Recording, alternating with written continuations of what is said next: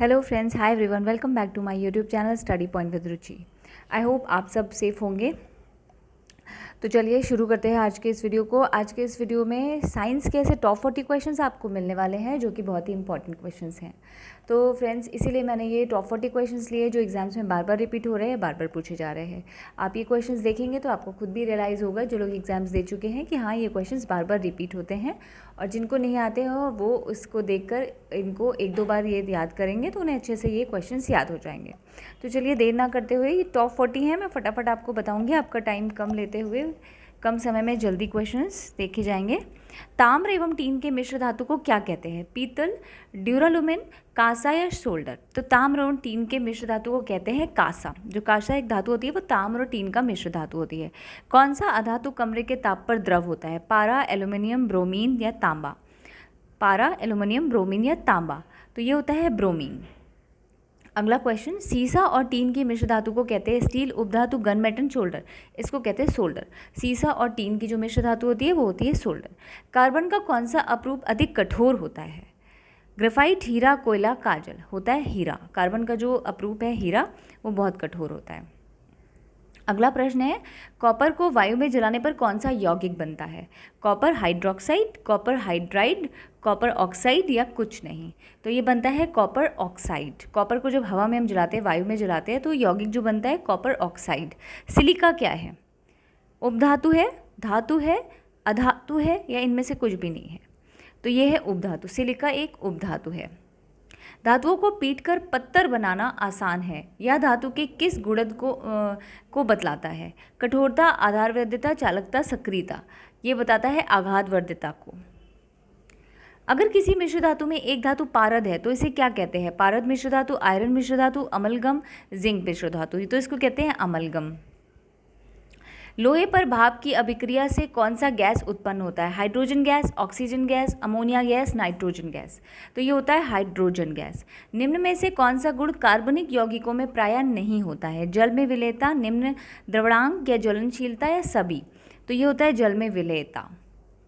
अगला प्रश्न है, जस्ता के अयस्क? Zinc blende, bauxite, sodium chloride, cinnabar? जस्ता के अयस्क क्या है? Zinc blende. एल्यूमिना का विद्युत अपघटन करने पर एनोड पर कौन सी गैस जमा होती है? Hydrogen gas, nitrogen gas, carbon dioxide gas या ऑक्सीजन गैस? ऑक्सीजन गैस जमा होती है। इस्पात में कितना प्रतिशत कार्बन है? इस्पात जो होता है उसमें कितना प्रतिशत कार्बन होता है? 3%, 4%, 2%, 5%? ये होता है 2%। कौन सी धातु है जो अधिक ताप पर भी ऑक्सीजन से अभिक्रिया नहीं करती है? लोहा, सोना, पोटेशियम, एल्यूमिनियम? सोना। अगला प्रश्न है, कौन सा धातु जल में डालने पर तैरने लगता है? Calcium, nickel, magnesium, potassium? ये होता है कैल्शियम।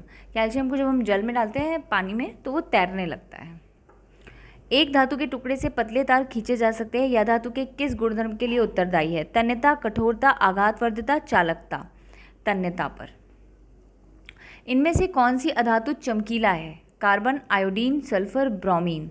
ब्रोमीन जो है वो चमकीली है। धातु के बर्तन में खाना बनाया जाता है क्योंकि यह ऊष्मा का क्या है? सुचालक है, अर्धचालक है, कुचालक है? चालक और सुचालक दोनों है, तो ये सुचालक है।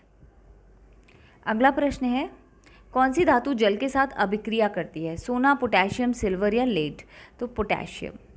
आयनिक यौगिक के गलनांक एवं क्वथनांक निम्न होते हैं, उच्च होते हैं, समान होते हैं, सभी कथन सत्य हैं? तो ये उच्च होते हैं। निम्न में से कौन ऑक्सीकरण नहीं है? अवक्षेपण, भोजन का पचना, श्वसन, दहन? अवक्षेपण। अवक्षेपण जो है वो ऑक्सीकरण नहीं है। नमक के घोल में सिल्वर नाइट्रेट का घोल डालने पर दही जैसा पदार्थ उत्पन्न होता है, वो कौन सी अभिक्रिया है? विस्थापन, उदासीनीकरण, संयोजन, अवक्षेपण? यह है उदासीनीकरण। संचारण किस प्रकार की अभिक्रिया है? अपचयन, अवक्षेपण, उपचयन, संयोजन? तो यह है उपचयन। किसी रासायनिक अभिक्रिया में ऑक्सीजन के अनुपात का बढ़ना क्या कहलाता है? अपचयन, उपचयन, ऊष्माशोषी, विस्थापन? ये कहलाता है अपचयन। निम्न में से कौन सी अभिक्रियाओं के युग्म हमेशा साथ साथ होते हैं? उदासीनीकरण और विस्थापन के युग्म हमेशा साथ साथ होते हैं। सोडियम हाइड्रोक्साइड और हाइड्रोक्लोरिक अम्ल की अभिक्रिया में सोडियम क्लोराइड और जल बनाते हैं क्या? वो कौन सी अभिक्रिया है? उदासीनीकरण, विघटन, संयोजन, अवक्षेपण? यह है उदासीनीकरण। किसी अभिक्रिया में भाग लेने वाले पदार्थ क्या कहलाते हैं? प्रतिफल, अवकारक, अभिकारक, ऑक्सीकारक? अभिकारक। श्वसन किस प्रकार की अभिक्रिया है? ऊष्माक्षेपी अभिक्रिया, संयोजन अभिक्रिया, उपचयन अपचयन अभिक्रिया, द्विपघटन अभिक्रिया। तो ये है ऊष्माक्षेपी अभिक्रिया। प्रबल अम्ल और दुर्बल क्षारक से बने लवण का पीएच मान क्या है? 7 से अधिक, 7 से कम, 10 और 14 के बीच या 14 से कम? तो 7 से कम है। क्षारक को जल में घोलने पर क्या मुक्त होते हैं? आयन दोनों, मतलब OH आयन माइनस या H+ आयन, या दोनों आयन, या कोई आयन नहीं। तो OH- आयन होता है। मैग्नीशियम के दहन से जो उत्पादक बनते हैं, अम्लीय, उदासीन, क्षारीय या सभी? तो क्षारीय अम्ल बनते हैं। मैग्नीशियम को जब जलाते हैं तो क्षारीय अम्ल बनते हैं, क्षारीय उत्पादक बनते हैं। सोडियम, लिथियम, कैल्शियम और निकेल में से किस धातु को चाकू से काटा जा सकता है? सोडियम को। लिथियम, कैल्शियम को हम चाकू से नहीं काट सकते, सोडियम को हम चाकू से काट सकते हैं। आभूषण बनने वाला सोना होता है जो जिससे आभूषण बन सकता है, ज्वेलरी बन सकती है, वो सोना होता है 22 कैरेट, 24 कैरेट, 16 कैरेट या 23 कैरेट? 22 कैरेट का। सिल्वर तथा कॉपर ऊष्मा के सबसे अच्छे चालक हैं, सब कम चालक हैं, अचालक हैं, सबसे अच्छे कुचालक हैं? सबसे अच्छे चालक हैं। इनमें से कौन सी धातु द्रव अवस्था में पाई जाती है? लोहा, मरकरी, चांदी, अन्य? तो जो मरकरी होती है वो द्रव अवस्था में पाई जाती है। निम्न में से किस धातु को केरोसिन में डुबाकर रखते हैं? सोडियम, मैग्नीशियम, जिंक या सभी? सोडियम को। निम्न में से कौन धातु पानी में डुबा कर रखी जाती है? सल्फर, श्वेत फास्फोरस, लाल फास्फोरस या आयोडीन? तो श्वेत फास्फोरस यानी कि व्हाइट फास्फोरस को। निम्न में से कौन सी धातु तार के रूप में उपलब्ध है? कैल्शियम, मैग्नीशियम, कॉपर या लेड? तार के रूप में जो हमें मिलता है वो कॉपर मिलता है। भूपर्पटी में स्वतंत्र अवस्था में पाई जाने वाले धातुओं निम्नांकित में से कौन है? Ag, Mg, Al, Zn? तो ये है Ag। निम्न में से कौन अधातु है? कोबाल्ट, हाइड्रोजन, लोहा या सोना? तो जो हाइड्रोजन है वो अधातु है। तो दोस्तों ये थे टॉप 40 साइंस के क्वेश्चन जो कि आपके लिए बहुत ही इंपॉर्टेंट थे। मैं आपका ज़्यादा समय न लेते हुए इसलिए आपको फटाफट पढ़ाती हूँ कि आप कम समय में ज़्यादा चीज़ें सीख सकें। तो चलिए मिलती हूँ दोस्तों आपसे अपने नेक्स्ट वीडियो में। फ्रेंड्स, जिसको मेरा ये वीडियो पसंद आया हो तो प्लीज़ लाइक ज़रूर करिएगा, अपने दोस्तों के साथ शेयर भी ज़रूर करिएगा। जिन्होंने मेरे चैनल को सब्सक्राइब नहीं करा है, I request you please subscribe कर लीजिए। तो okay friends, take care, thanks for watching, keep learning, bye bye.